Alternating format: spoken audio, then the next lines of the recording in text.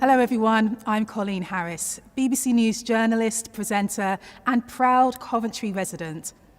Welcome to the 2021 International Booker Prize winner announcement, brought to you from the magnificent cathedral in Coventry, which is this year's UK City of Culture. The Booker Prize Foundation chose Coventry as the first city outside London to host the announcement of the International Booker Prize for Translated Fiction for a number of reasons. Coventry is the birthplace of the Twin Cities movement and is a home of speakers of many languages from Punjabi to Polish. Coventry won its status as UK City of Culture on the strength of its diversity and youthfulness and will demonstrate that culture is a force that changes lives. As well as providing a stunning backdrop, the cathedral is known worldwide as a symbol of peace and reconciliation, encouraging us to respond to brokenness by entering other people's worlds, just as the books recognised by the International Booker Prize encourage us to step into others' shoes. The International Booker Prize is awarded every year for a single book translated into English and published in the UK or Ireland. The vital work of translators is celebrated with the £50,000 prize money divided equally between the author and translator. Each shortlisted author and translator also receives £1,000. This evening, Fiammetta Rocco, the administrator of the prize, will tell you more about it, and you'll hear about all 6 of the shortlisted books, which will be showcased by short videos throughout the programme, including readings directed by Blanche McIntyre, on behalf of the Royal Shakespeare Company. We've got a guest appearance from our 2020 winners, Marieke Lucas and Michele Hutchison, who will be talking to the director of the Booker Prize Foundation, Gaby Wood, about how their year has been. Finally, this year's Chair of Judges, Lucy Hughes-Hallett, will be joining us to make the all-important announcement of the 2021 winning book. I'm delighted to now introduce Fiammetta Rocco. Thank you, Colleen. Hello and welcome. I'm standing in Coventry Cathedral in front of John Piper's famous stained glass window. It was commissioned just after the Second World War to symbolise the warmth and empathy that is the best of our common humanity. The International Booker Prize has that very same spirit. It's open to any work of fiction written in any language and published over the previous year in English in Britain and Ireland. And the prize of £50,000 for the winner is shared equally between author and translator. The 2 Booker Prizes are unusual among literary awards. All the judges read all the books. There's no triage, no dividing up the work to lighten the load. Every book is given the same attention. For the past year, the judges of the International Booker Prize have been on a journey of discovery. They've read 123 books, translated from dozens of languages. The discussions they've had, sometimes heated, always illuminating, were a key part of the process, perhaps even the key part in this seemingly amorphous task of choosing the best book of 2021. They came together on Zoom. They talked, they listened, most of all they learnt from each other, their eyes opened by the life experience, sensitivity and openness of their colleagues. They weighed up literary ambition, skill, inventiveness. They debated the merits of the quiet voice against the masters of pyrotechnics. And they asked and re-asked the most elemental question: what is this alchemy that makes great fiction? You'll be hearing in a moment from Lucy Hughes-Hallett about the winner of the 2021 International Booker Prize. In the meantime, I want to say a special thank you to Crankstart, funders of the Booker Prizes, to the Royal Shakespeare Company for commissioning their actors to read from the shortlisted books, and to Blanche McIntyre for directing them, and to Coventry Cathedral for welcoming us so warmly here tonight. The 6 shortlisted books in contention are At Night All Blood is Black by David Diop, translated by Anna Moschovakis, The Dangers of Smoking in Bed by Mariana Enríquez, translated by Megan McDowell, When We Cease to Understand the World by Benjamin Labatut, translated by Adrian Nathan West, The Employees by Olga Ravn, translated by Martin Aitken, In Memory of Memory by Maria Stepanova, translated by Sasha Dugdale, and finally, The War of the Poor by Eric Vuillard, translated by Mark Polizzotti. They will each receive £1,000 for being translated. Many, many congratulations to you all. Thank you, Fiammetta. So let's find out more about these wonderful books, shall we? We're going to start with the first 2 on our shortlist, At Night, All Blood is Black by David Diop, translated from French by Anna Moschovakis, published by Pushkin Press, and the reading is by Ken Nwosu. And The Dangers of Smoking in Bed by Mariana Enríquez, translated from Spanish by Megan McDowell, published by Granta Books and read by Lucy Phelps.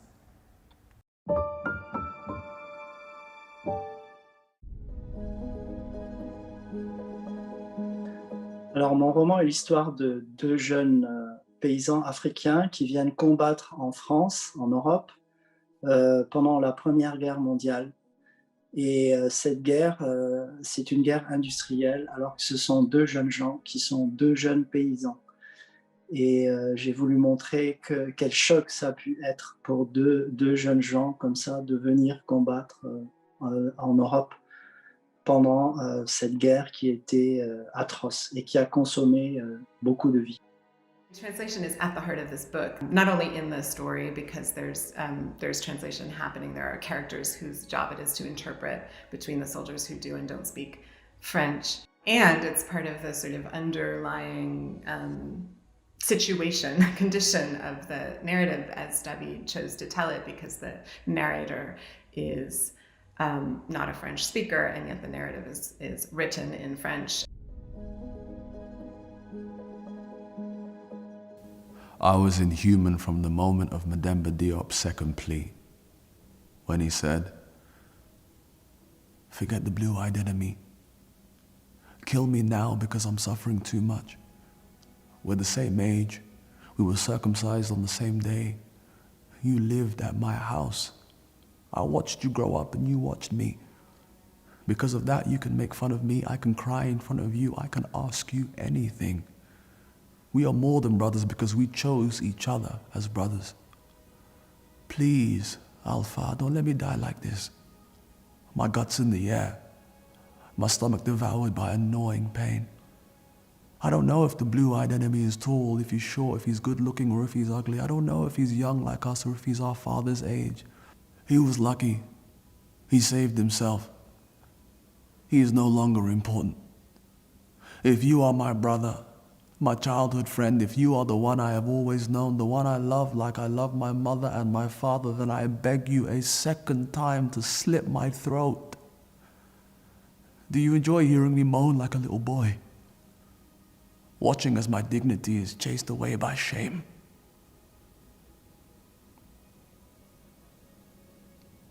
But I refused.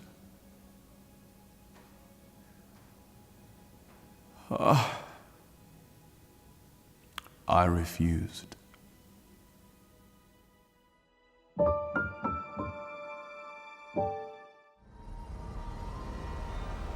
To me, the sense of place is very important. And also when I decided writing genre, writing horror, my decision was to make it very local and to make it a genre that speaks about my history, my surroundings, my place, and for that I needed to make it a character. The more local you go, the more you know your place, and the more you share your place with other people, the more universal the literature. The Dangers of Smoking in Bed is about the ghosts of the past that haunt cities. It's about classic tropes of the horror genre. That it takes and reinvents them for the contemporary world. It's at the same time fantastical and very real. It takes on teenage jealousy, the sins of our parents, state terror.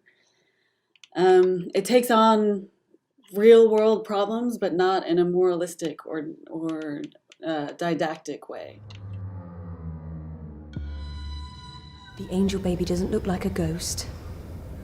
She doesn't float, and she isn't pale, and she doesn't wear a white dress. She's half rotted away, and she doesn't talk. The first time she appeared, I thought it was a nightmare, and I tried to wake up. When I couldn't do it, and I started to realize she was real, I screamed and cried and pulled the sheets over my head. My eyes squeezed tight and my hands over my ears so I wouldn't hear her. At that point, I didn't know she was mute. But when I came out from under there some hours later, the angel baby was still there.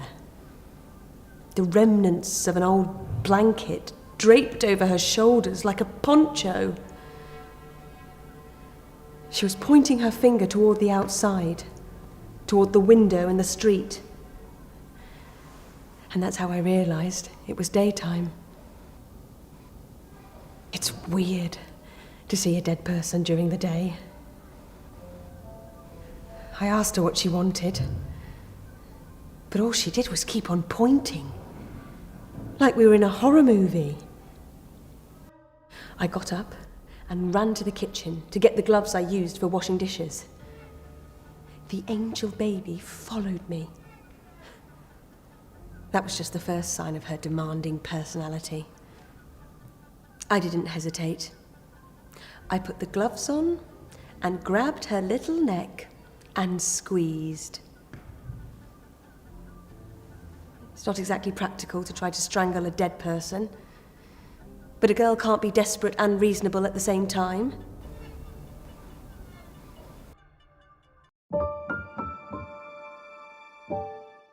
Last year, The Discomfort of Evening was crowned the winning book in the first fully virtual winner announcement. Let's hear from author Marieke Lucas Rijneveld and translator Michele Hutchison in conversation with Gaby Wood about how their winning year has been so far.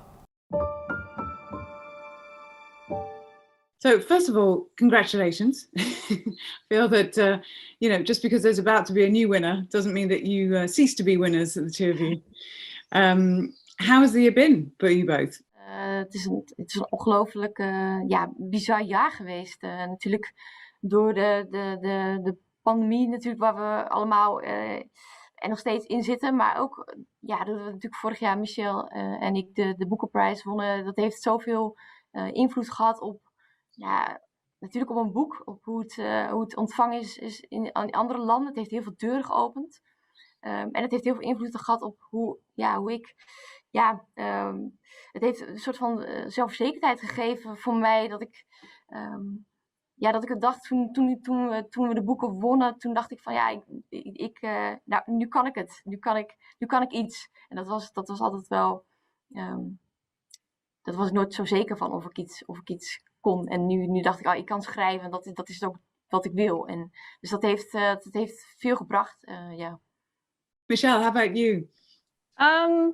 The same for me. It's been a real confidence booster to win the prize. I particularly like to congratulate all the translators on the shortlist and tell them to hang on in there with their translation careers. And this is a fantastic mark of recognition for the great work that they're doing.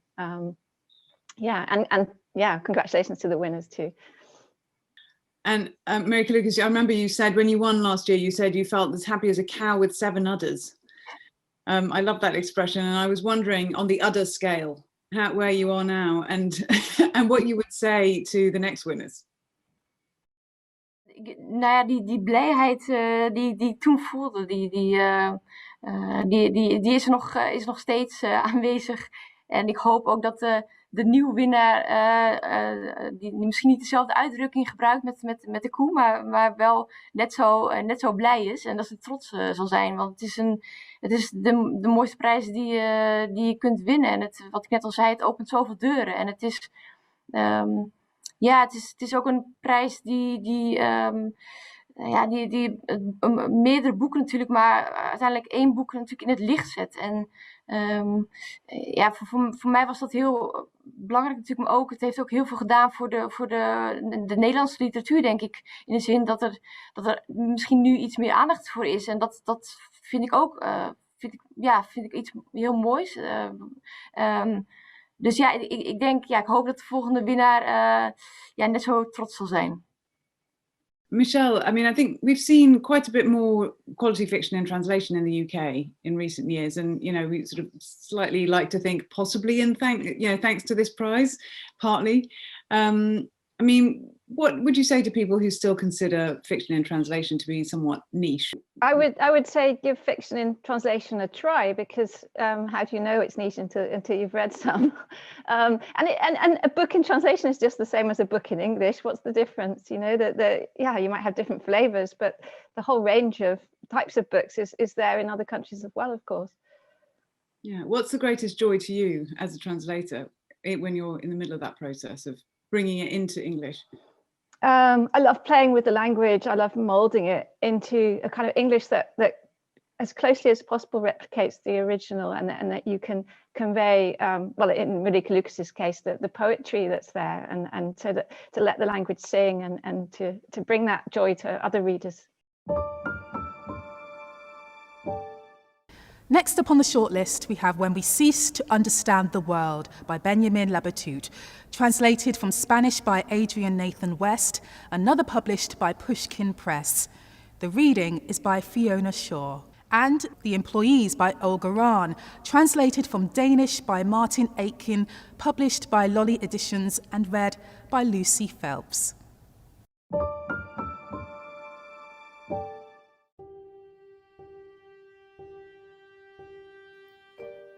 When We Cease to Understand the World is a book about the limits of thought.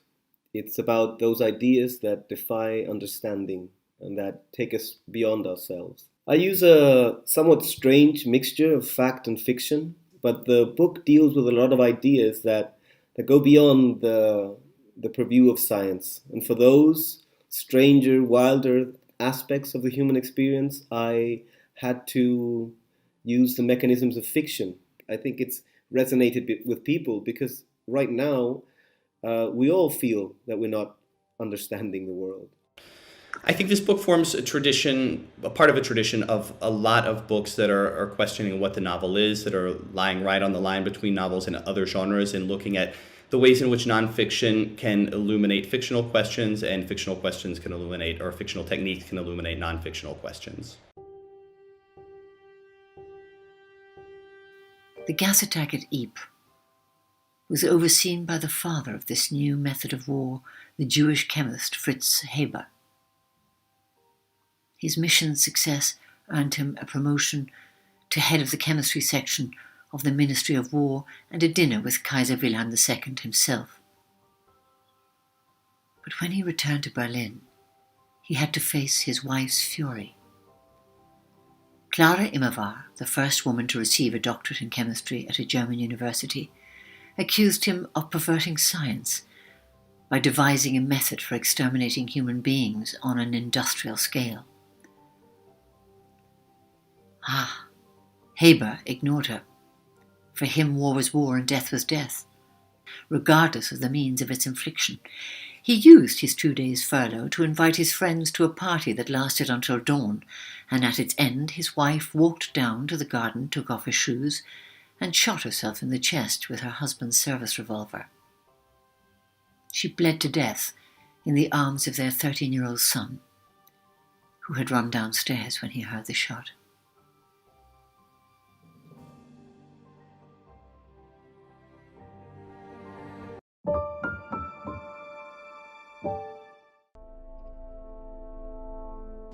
for quite some time, I was interested to write something that was not about the individual or the individual voice. I thought that it could be an exciting thing to try to work with the group. I think a lot of our literature is about an individual sensing or experiencing the world. I'm a little afraid that the hardcore science fiction fans would say it's not, that it's too literary. But I love science fiction, and I think it's important to embrace all kinds of genres. The Employees is a powerful, poetic evocation of a bleak human truth. It's also a novel that speaks even more profoundly to us now in our present predicament, I think, when we're all at home.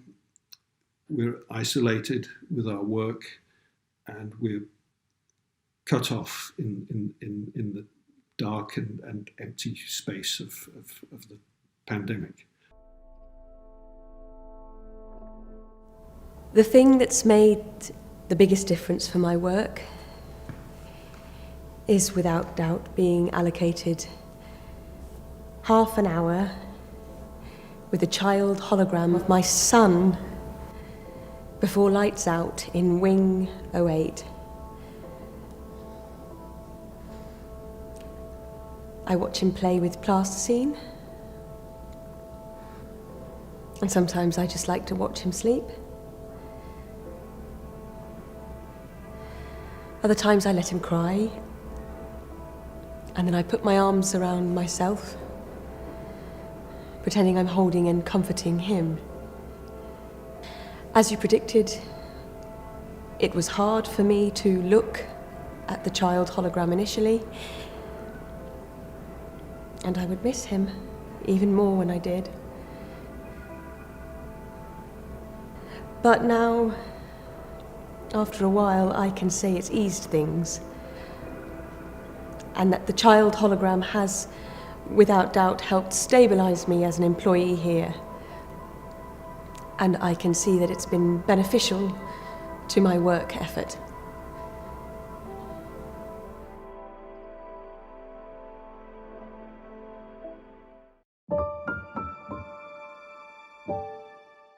The final two on the shortlist are In Memory of Memory by Maria Stepanova, translated from Russian by Sasha Dugdale, published by Fitzcarraldo Editions and read by Fiona Shaw.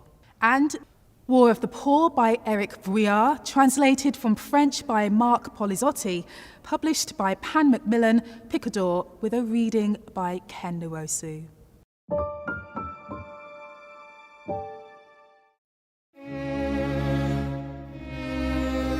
I've been writing this book since I was 10 years old, and I still have got this school notebook from the Soviet 1980s. I don't exactly know how it all had started. There was no starting point. It was an ongoing story. It was my favorite thing, going over together with my mom photo albums over the stories. So I always had this feeling that at some time I should be writing this thing, whatever it will be. The most enjoyable part about translating this book was to capture Maria Stepanova's voice, her incredibly humane, lyrical and passionate voice. And that was equally the trying to capture the philosophical concepts and artistic concepts, but also the really gorgeous lyrical flow. There was one note in Aunt Galia's diary that was quite different from the rest. On the 17th of July 2005, she wrote, Seema rang this morning. I got down the photo album afterwards. She called the photos out and spent a long while looking at them. I didn't want to eat, and looking at the photos gave me such a feeling of melancholy. Tears, real sadness for the time past and for those who aren't with us anymore. This pointless life of mine, a life lived for nothing, the emptiness in my soul. I wanted to lose myself, forget it all. I went back to bed and slept for the rest of the day. Strange, can't think how I could have slept so long. Didn't get up till evening, till 8 p.m. Drank some milk. Closed the curtains and lay down. And again this sleep to transport me away from reality. Sleep is my salvation.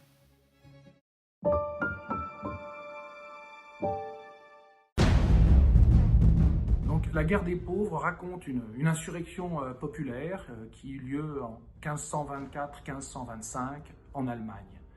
Alors, tout ça a lieu sur fond de querelles religieuses. On est au moment de la réforme, au tout début de la réforme protestante, et donc à un moment où la société allemande est totalement clivée, en état, au fond, de guerre civile. Et alors émerge de la foule, sort du chaos, un homme, un jeune théologien, Thomas Münzer, qui va se ranger résolument du côté du peuple et affronter les princes. Et il va jouer sa vie. One of the things that I really admire about Eric's work is the clarity of it. This book is extremely short. It's very economical. My first literary engagement was as a poet, so I greatly appreciate economy of language. And I appreciate the fact that this tells a very rich story in very few words. There's not a single wasted word in this book.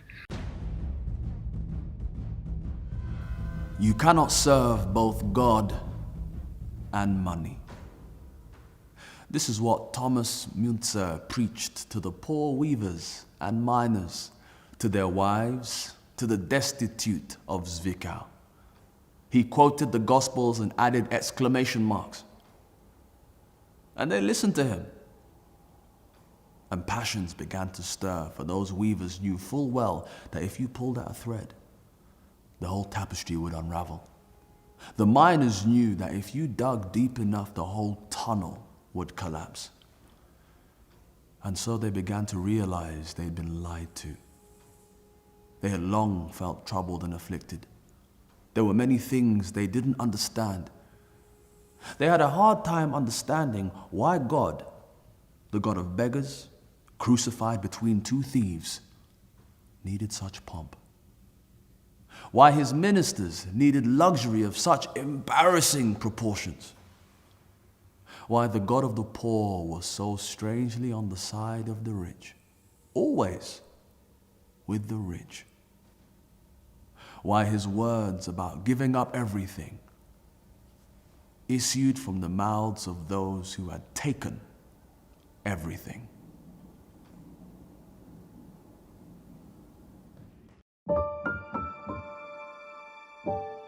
Congratulations to all of the writers and translators on the 2021 shortlist. I'm now going to hand you over to Lucy Hughes-Hallett, this year's Chair of Judges, to announce the winners of the 2021 International Booker Prize. We need translated fiction. If we are to fully engage with people from non-English speaking cultures, we must be able to enter their imaginations. You can only learn a certain amount from sightseeing, from studying another country's economics, its mineral resources, or even its political history. Music, cinema, and the visual arts take you a bit further, but it's fiction, above all, that allows us to know the inside of other people's minds. To know and to enjoy. It's been a delight to read the 125 books that were submitted for this prize. During these past strange months, we judges have scarcely left our homes, and yet we have been travelling the world. I want to thank my colleagues for their diligence, their brilliantly perceptive comments, and above all for their good humour. We have had our disagreements, but no cross words, just the huge pleasure of sharing our enthusiasm for writing and for reading. So thank you to Ida Edamariam, Neil Mukherjee, Oliver Toteli, George Surtees. All of them are authors, as I am, and the conversations we have had have been greatly enriched by their insider understanding of how writing works. George Surtees is also a translator who won this prize in 2015 for one of his many translations from his native Hungarian. This prize is unique in rewarding translators equally with authors. Translation is the most modest and self-effacing of literary arts. The very best translators make themselves invisible, but they are essential. Here is what a great 17th century translator said: "It is translation that openeth the window to let in the light, that breaketh the nutshell that we may eat the kernel, that removeth the cover of the well that we may come by the water."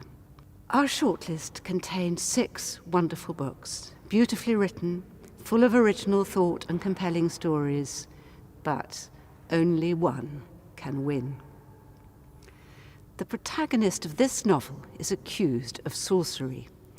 We agreed that its incantatory prose and dark, brilliant vision had jangled our emotions and blown our minds, that it cast a spell on us. The winner of the 2021 International Booker Prize is At Night, All Blood is Black, written by David Diop, translated by Anna Moschovakis. Je suis vraiment extrêmement heureux d'avoir gagné l'International Booker Prize et mes premières pensées vont à Anna Moschovakis, sans laquelle ce prix n'aurait pas été gagné par nous deux, parce que c'est une grande écrivaine et une grande artiste, elle également. Et je voulais aussi remercier Daniel Seton de Pushkin Press, ainsi que toute l'équipe de Pushkin Press pour le soutien indéfectible à mon livre qui a permis aujourd'hui cette magnifique distinction. Je voudrais remercier aussi mon agent littéraire Magali Delobel qui a permis cette rencontre entre Farrar, Straus & Gerard et Pushkin Press. Et donc voilà, je suis extrêmement heureux. Et j'ai une pensée aussi pour remercier le jury qui m'a choisi au milieu de tant de très grands écrivains. Et donc je suis extrêmement à la fois flatté et presque, j'ai l'impression de vivre une sorte de rêve éveillé. Merci à toutes et tous. Wow, thank you so much. It's a thrill to be in the company of these writers and translators, their wild and brilliant books, and so many small and independent presses. Thank you to the jury, the Booker, to Jeremy Davies, to FSG and Pushkin Press, to my family who taught me that language and culture occur in the plural, and such thanks to David Diop for entrusting me with this incredible work. The writer and translator John Keane asks us, what does it mean to live with and not to dominate? What does it mean to be together without being the same? To fully accept the idea of difference and all its difficulty and pain and complexity, and to be in a continuous conversation about that. And I'm just so grateful to translation and to my fellow translators and to those who read and publish translations for keeping me in this conversation. Thank you so much. Wonderful. Thank you, Lucy, and huge congratulations to the winners. David Diop and Anna Moschovakis for At Night, All Blood is Black. It's goodbye from Coventry for now, but the Booker Prize Foundation is looking forward to spending more time in the UK City of Culture in the coming months. Readers across the city will now be coming together in the Big Coventry Booker Read, a virtual book group to read and discuss the winning book. 1,000 copies will be distributed free through community groups and libraries. Plans for later in the year include a translation workshop in partnership with Warwick University, as well as an event with Coventry University to celebrate the shortlisted authors of the 2021 Booker Prize this autumn. Thank you for tuning in and enjoy the rest of your evening.